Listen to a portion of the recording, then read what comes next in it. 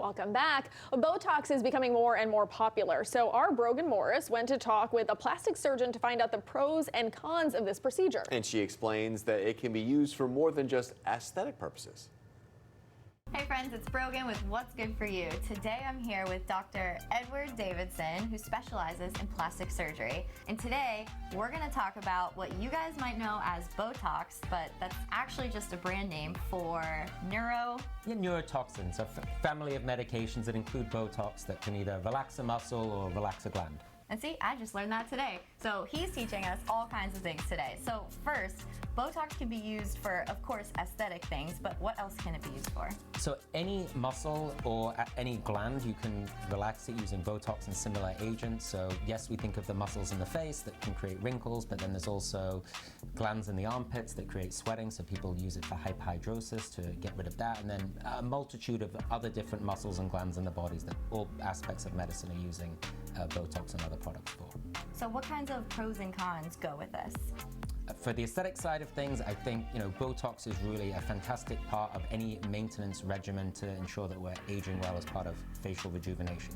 So typically it's going to target muscles in the upper third of the face, so the horizontal lines of the forehead, the sort of 11s or the angry sort of lines in between the eyebrows, what's called the crow's feet at the side of the eyes, and then actually as well sometimes some of the lines or the banding in the neck can be softened with Botox too. I think so that the main advantages of it really will soften those lines and give a natural, smooth appearance. The main disadvantage of it is that it doesn't last forever, and you have to do it regularly every 3 or 4 months or so. And are there any dangers that go along with it? So Botox has been around for a long time, so we know that it's safe, assuming that it's used within those indicated areas.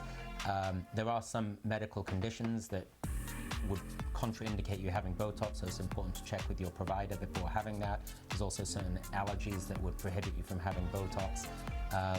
And then other risks are if Botox can migrate and move and get in the wrong place, it can cause things like lid drooping or eyebrow drooping, which is obviously not ideal. Yes, and I have seen that before. So in the case like that, is it reversible? How would you fix that? Well, the advantage of it, if that happens, worst case scenario is it's going to wear off in that 3 to 4 months anyway, but you can speed up that process with lids that are droopy, with some eye drops that can help.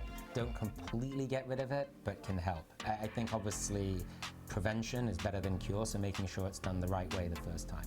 Yeah, so maybe not an at-home Botox kit.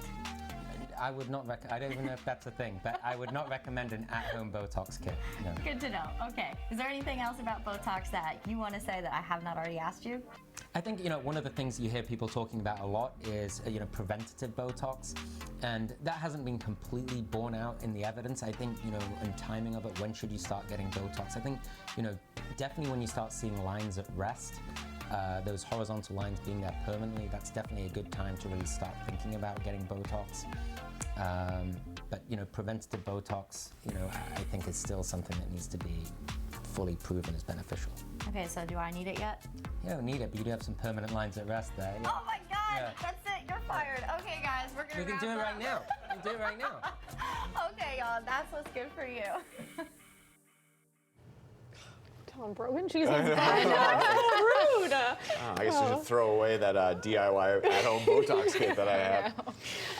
It's great though, because I think when people have always thought about Botox, they do think about the aesthetic part of all of it. But I'm someone who suffers from migraines, and a lot of people have suggested Botox to help with headache and migraine pain. It's not something that I have done. I've taken different routes, but I do hear that it's helpful. So it's fascinating that it can help these muscles in your body and help with pain. I actually do get Botox, and it does help with my headaches. Does it really? Surprisingly, yeah. And I can see and feel the difference when I've let the Botox sort of wear away, and it's been several months between sessions. So yeah, it has definitely helped me with my headaches. So that's maybe great. something to consider. Maybe I should consider it. And another one is people do get master Botox for TMJ, and sometimes there's been kind of these horror stories where people get kind of jowl situations. So that's not ideal. Again, I don't do it in the masseter area, but yeah, it's definitely, and sweating too. Oh my goodness, I feel like that's a big one that people do it for. So many different Definitely, uses for it. though, you should do your research, Yes. make sure that the person you're going to is legit, has the right qualifications,